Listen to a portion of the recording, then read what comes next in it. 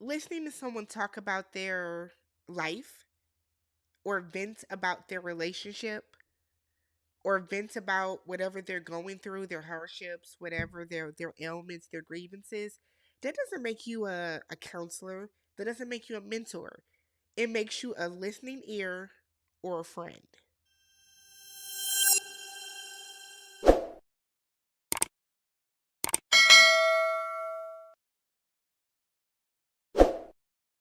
What's up, y'all? Welcome and welcome back to the channel. I'm Tammy. This is Tammy Talks. We are here today to talk Love and Marriage Huntsville Season 9, Episode 4, Steering into Scandal. Before we get started, the elephant in the room, I have a cold, okay? So I'm a little congested, so I sound more nasally than my typical Wisconsinite nasal accent, according to y'all. All right, so bear with me. We're on the tail end of it. I should be good soon. But if you have not yet subscribed, y'all do me a favor, hit that subscribe button. I'm like 32 subs away from 30,000 subscribers. So if you enjoyed the content, if you rock with me, go ahead and hit that subscribe button. Thumbs up the video. If you don't do anything else, y'all, thumbs up the video if you enjoy it. Very free, simple, quick way. And then I don't have to tell y'all to leave your comments because y'all are very vocal about love and marriage Huntsville. So let's get started. So this episode starts off with Destiny and Martel meeting up in the park. So we know that Destiny's father has cancer, and I guess she was saying that there are some new cancer spots that have popped up. So he has to go back to the doctor, get some more tests done. So we are wishing healing and all good vibes, all that good stuff over to her father. Destiny also lets us know that she signed a new lease for production space for Madani. So Madani is now completely e-commerce, and I guess in addition to the beauty products that she was selling, she also now has a candle line and a body mist. Awesome. Okay. So Marcella's like, so I heard the girls trip. How did that go with you and Melody? Destiny said that Melody doesn't have girl code, or Melody said that Destiny, excuse me. Destiny said Melody told her she does not have girl code because she hangs out with her ex-husband's mistress. Now, I would agree with that, but Destiny was not your friend. Destiny is Martel's old friend, right? Do I think that Destiny has girl code? I don't. I do not. Do I think that Melody has a girl code? No, I don't. I don't think any of the ladies on this show have expressed or presented themselves to be girls or to uphold girl code. But the fact that Destiny does not understand why Melody feels away, excuse me, y'all, why Melody feels away that she's hanging out with her ex-husband's mistress with her kids is crazy to me. It's crazy to me. I don't know if if Destiny truly doesn't understand, or if Destiny just doesn't want to understand this. But okay, sis. So Martell is like, well, Melody almost wanted me to cheat. She wanted me to cheat so that she could catch me and then have something to talk about. And it's like, what goes on in Martell's head? Martell is so stupid. Like, for lack of a better phrase, I don't know what else to say outside of Martell just says stupid stuff. So Destiny said that after that, after she told Melody that, or told the group really, that Melody was trying to teach Ariane how to respectfully cheat, that Melody was nice to her the entire trip, and that, she thought that was kind of weird. Um, what you didn't tell him though is how you apologized to Melody for saying it. What you didn't tell him is how you would all but getting ready to cry that Melody wasn't paying attention to you. What you didn't tell Martell, Destiny, is that you were having people switch seats so that you could sit next to Melody. What you didn't tell him is that you had a problem with the fact that Melody wasn't up your ass. Destiny, stop. Destiny, stop. Stop, stop, stop, stop, stop.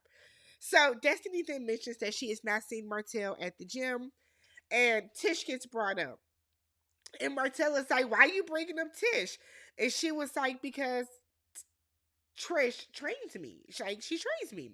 So Martell said that, look, the situation is being made to be a bigger deal than it really was. Y'all did this, Martell. You and Trish. Because when you came in Stormy's house and you saw her, all you had to say was, "Hey Trish, I haven't seen you in a while, girl." Give her a hug and sit down. She could have said, "Stormy, how do y'all know each other?" Ah man, we know each other just from around the way. That's literally all that needed to be said. You made it weird, Martell, and then so did Trish because Trish is weird, right? So Martell said that this happened when Melody was out doing her own thing and he was doing his. He then was like, when we were separated. Martell in his confessional said that Trish should have followed his lead at Stormy's house and I guess just acted like they didn't know each other. I guess. So Martell then is going on and saying how he doesn't like how everybody is talking about this situation. He said that Marceau kept going on and on and on about it, and he doesn't like that because Marceau and Maurice, according to Martell, are hypocritical because they cheat more than he could ever. He said that Marceau cheats like a MFer. I said, no, cheats like an MFer and that he is 1000% worse than him. Here's the thing with that. Do I believe that Marceau is out here cheating on Letitia? Yes, I do. I do. Do I also acknowledge that there is no proof? Yes. This show has been on 9 seasons and we have yet to have somebody come forward. Now, one of two things could be very true. One, Marceau knows how to find women that either A, have shit to lose, or that he knows how to keep quiet. See, Martell, you went and got with old loudmouth Arion that wants to be on the show. So maybe you picked the wrong heifer to cheat with. I don't know. But there is no proof that Marceau is cheating. No woman has actually come forward and said that Marceau is cheating with her. So unless you're gonna slam some pictures down or some videos or do something, there's no point in talking about this over and over and over. You're not even giving a name. You're not even saying it was Sheila. Sheila that be down on third. Like, you're not even doing that. So, like, at this point, Martell, what is the point? What is the point, right? So then we get Nell. Nell gets on my last nerves, y'all. I'm sorry. Nell does. Nell gets on my nerves. Nell likes to act as if she's so mature and she's so cultured. And, she feels that she's a step above everybody. And she has so much wisdom. And she's this mentor, but she acts the most childish. She acts the most childish about the smallest things than any of these other people. So she goes over by Melody's house. Melody said, "Hey, I'm surprised to see you over here. You don't come over here." And Nell was like, I don't, because I'm mad at you. So Melody is like, okay, cool, I'm mad at you. What you mad at me for? I'll be damned if Nell brings up not having her name on the fucking card on the bed. I said, look, Nell, look, sis, look, ma'am. No, no. Y'all went on this trip. You didn't have a name card on your bed. And it's not to say that they was like, oh damn, we didn't assign you a bed. You weren't accounted for. The printer or whoever Melody had do this forgot a name. We saw Melody say, oh damn, they forgot Miss Nell. So Melody told Nell, right now, I thought that it would be okay because you know how I feel about you. So Nell thinks that Melody was trying to push her buttons. And Mel was like, no, I just thought that you wouldn't trip about it because you're older than everybody else. And so Nell gets offended by that. Here's my thing. Now, one of y'all told me that Kimmi is older, and then somebody tried to tell me how to do basic fucking math in the comments. I'm not into this show like y'all, okay? I don't write down their birthdays in my planner and have, little balloon stickers next to everybody's birthday on this show. I don't know how old these people are, and I really don't care. I know the age range of some of them because I have friends that went to Alabama A&M with their asses. That's about it. So according to one of y'all, Kimmi is the oldest, okay? Who cares? But Nell is older than Melody. Nell is older than Letitia, right? You're older than them. It's not the end of the world. I don't know why she gets so swollen in the chest about this because Nell herself likes to constantly say, I'm her mentor. I'm your mentor. I'm your counselor. I'm your this. I'm your that. I'm sorry, but I've never had a mentor younger than me. So stop it. So Nell was like, well, I have mentored you. Melody, for whatever reason, runs around very dramatically and is like laughing and shit. And if I was Nell, that'd have made me mad too. Because what you doing? So Melody said, look, I have a therapist and my mama that I can call if I need a counselor.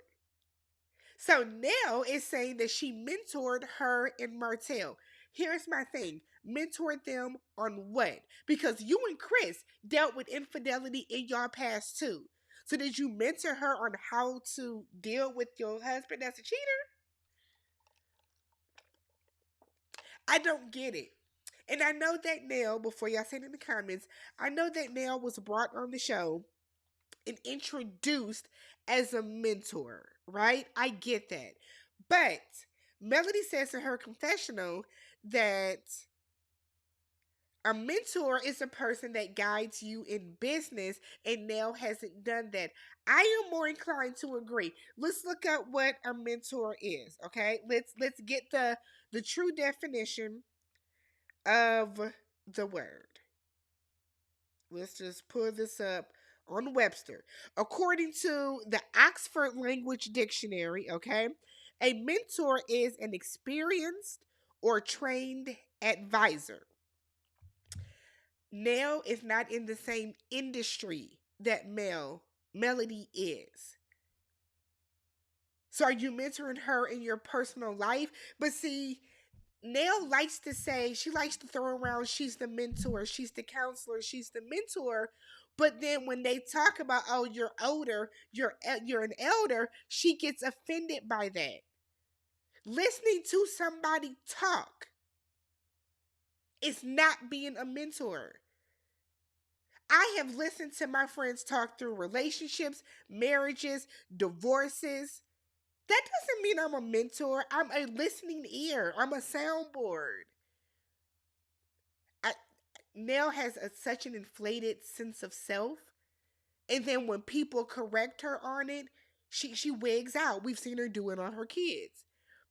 So Melody said that she is mad at Nell because there was an interview with Crystal XO, and where Nell said that Melody is draining just like Martel, and she is just as bad as Martel, and she can be hard headed and stubborn.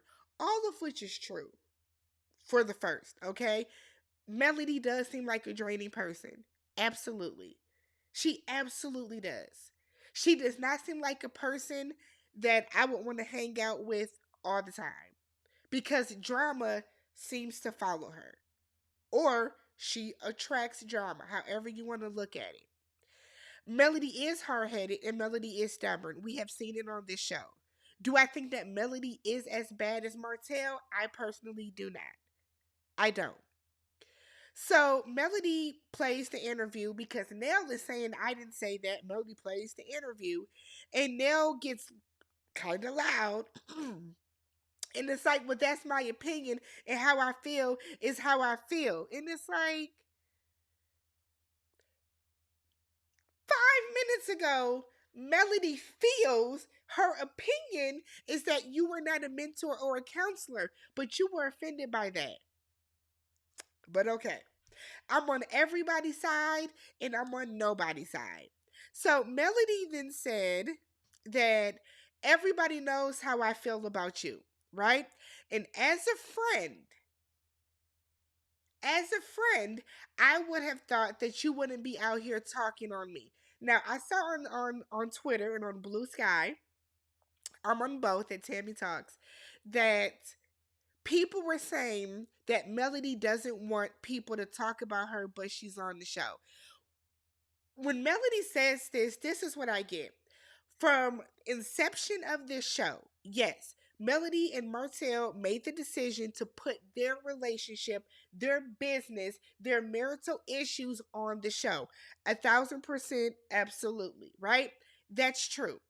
But at the same time, this cast have all used their relationship, their marital issues as a big portion of their storyline.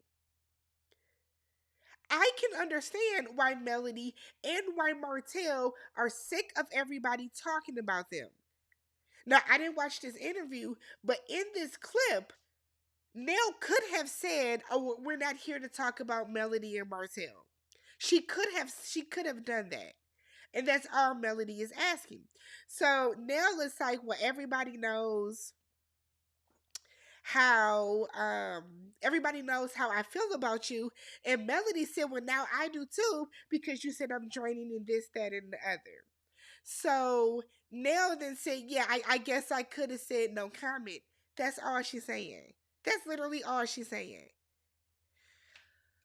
Hell, Nell, you're the draining one, but see, Nell does this with her kids too, where she feels that only her opinion, only her point of view, only her feelings are valid. No matter how anybody else perceives it, Nell feels that if it's my opinion, I'ma say it. And then y'all just got it, like we saw this with her kids. We literally saw it. So we get Ken, oh shit. Maurice gets arrested for a DUI.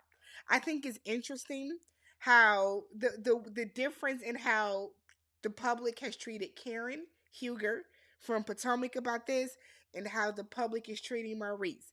We know more details about Karen. Karen crashed, whatever the case.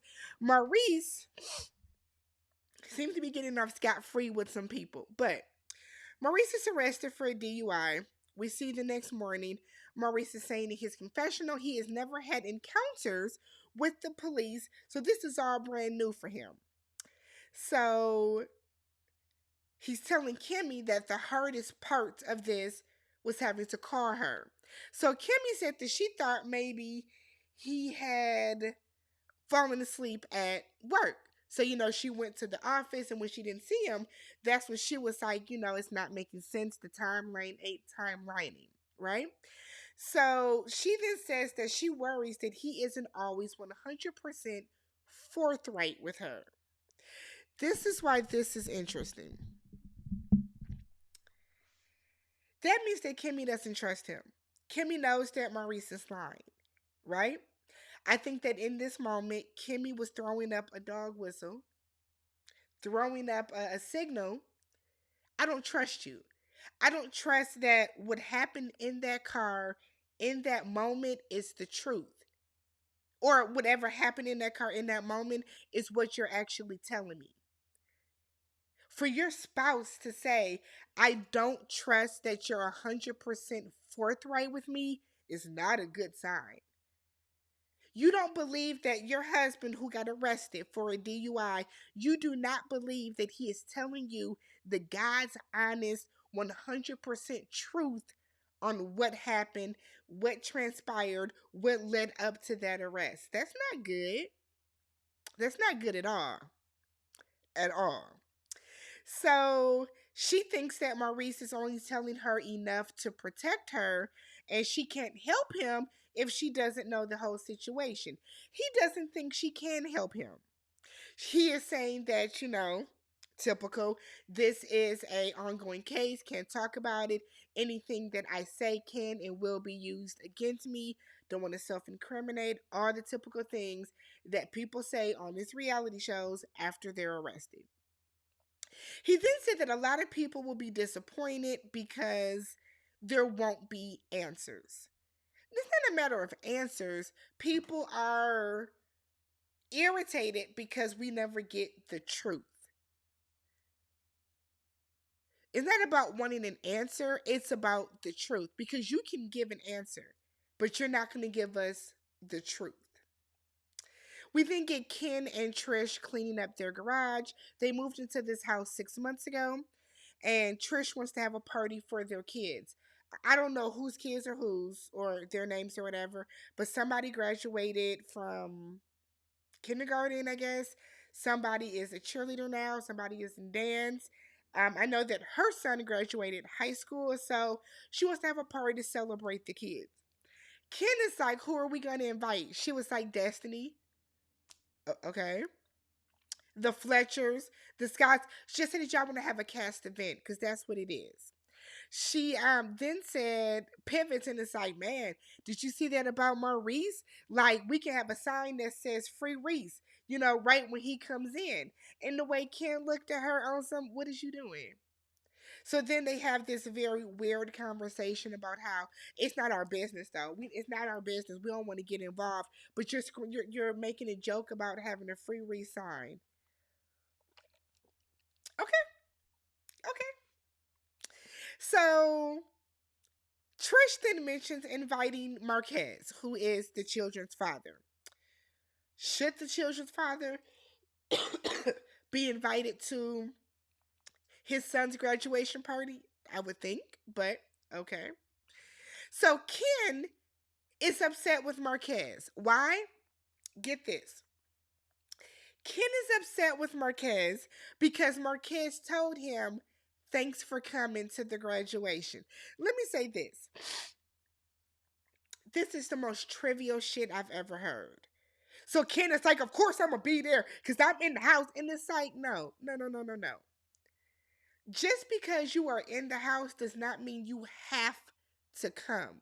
We have seen so many different instances where women are now with another man and he doesn't want to have anything to do with the kids. He doesn't go to a lot of stuff with the kids. Hell, there are parents themselves that don't go to things with the kids. But for Marques to tell you, thanks for coming, and you to be so upset about that you repeated it 2 or 3 times, you sound stupid, Kim. You do. It sounds like you want to have a problem with him now. You want to have a problem with him now. He tells you thanks for coming. You think he's trying to antagonize you? Ignore his ass. It shouldn't have been this big of a deal. Trisha's like, yeah, we gave him gas money to come. Why was that even necessary to say? Do I believe you gave him gas money to come? Did you give him gas money to come with the divorce papers?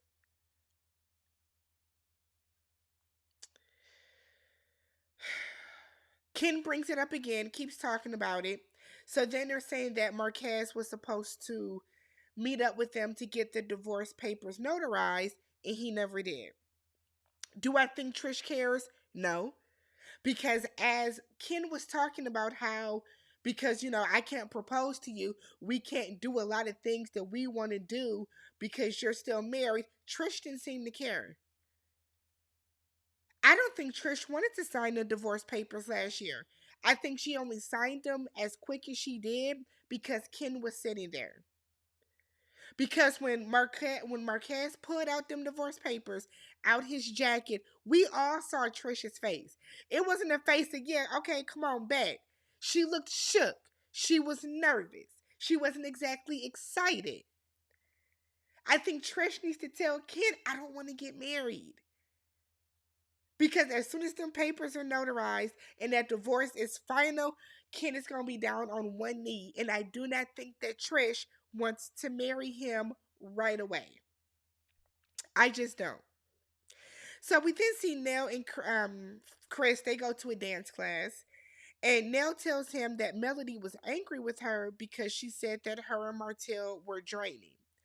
And, excuse me. I wrote in my notes, it's wild to me that Nell never understands why people feel the way that they do. If Melody is offended by that, then she's offended by it.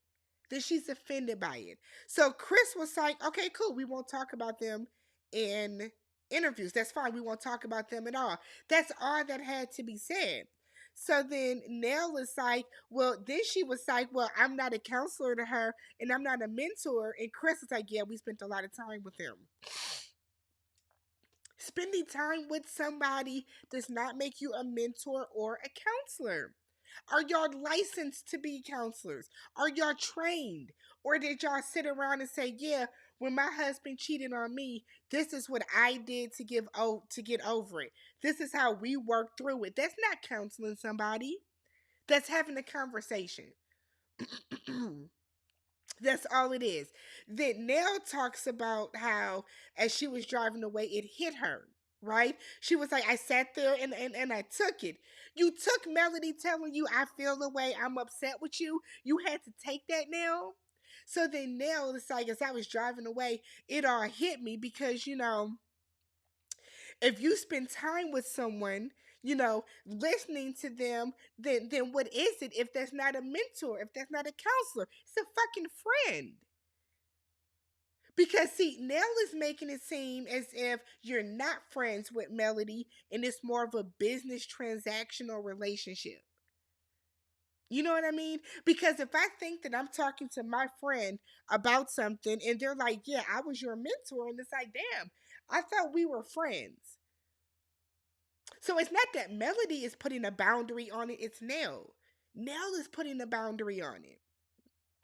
So then Nell feels that Melody does not like people to tell her things or hold her accountable. Nell, you don't either. Melody does not. That is a fact. But Nell, you don't either. You honestly and truly don't either. So then Nell is talking about how she left her mother, who was sick with cancer, because Melody called her that shoe. Beautiful. That's on you. You chose to do that. And my thing is, if you don't think like, were you getting paid? Counselors get paid, don't they? Unless it's through like church. I guess, like, this doesn't make sense to me. I'm sure people won't agree, but listening to somebody talk and vent does not make you a mentor or a counselor. It makes you a friend. That's just how I feel about it. So Kristen brings up Maurice getting arrested. He asks her, Nell, how do you feel? Because, Nell said that she doesn't think that black men should be going to jail and all that type of stuff. And she was like, if you do something wrong, you pay the price. And I'm like, shut up, Nell. Like, okay. So then the last scene is Melody is having a community dinner. So was it no meat? Because it looked like they had regular spaghetti, baked spaghetti, and green beans, and then bread. It also looked like they went up and just gathered like 10 people. Y'all come on in. Come on in, y'all. 10 extras to come on in and get a plate. But no, for real. She had a community event. Shout out to her.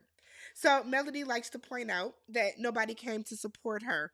The Scotts weren't there. The Fletchers didn't come. Destiny didn't come. Stormy didn't come. Nobody from the cast came. And Melody said that she is more generous with her time and her money than the rest of the group is. So she's saying how there's supposed to be some type of camaraderie between all of them, but it's very one sided. Did you invite them? Were they invited? Well, we know Destiny's not going to come. We know Stormy's not going to come. We know Trish is not going to come because Trish doesn't like you for whatever reason. Oh, Stormy. Trish is not going to come. So she's like the Scots. She's talking to Shanita, who I guess, is she trying to get Shanita on the show? But she's talking to Shanita, who's in town. And she's like, and that's why I didn't text Maurice when he got arrested. I was like, well, damn. So she said the next day after getting arrested, Maurice was on social media with a bottle of liquor and they talking about some free Reese in the background. Now, on one hand, if you are at your house, if you are not driving, drink as much as you want to. within moderation, right? On the second hand, on the other hand, I know that Maurice's DUI has been dismissed, right? I know somebody's going to say it in the comments. I know that it has been dismissed, but I think people like conflate just because it was dismissed does not mean he's innocent. You know what I mean? The DUI being dismissed just means that it was dismissed. Different states have different rules for their DUIs. And I believe his was from some type of technicality that happened during the arrest or something like that. Doesn't mean that he's innocent. It doesn't.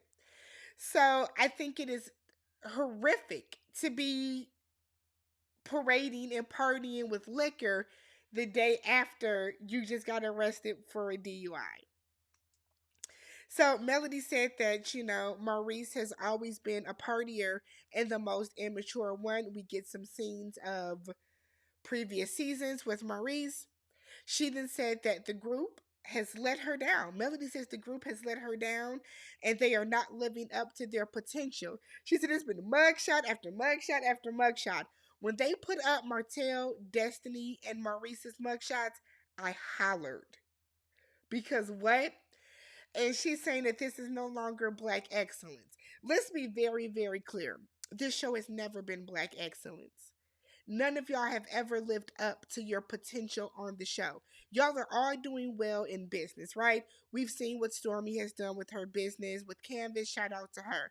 We've seen the moves that Melody herself has made. We've seen Black. I think Black is extremely successful. We've seen the stuff that Tisha has done.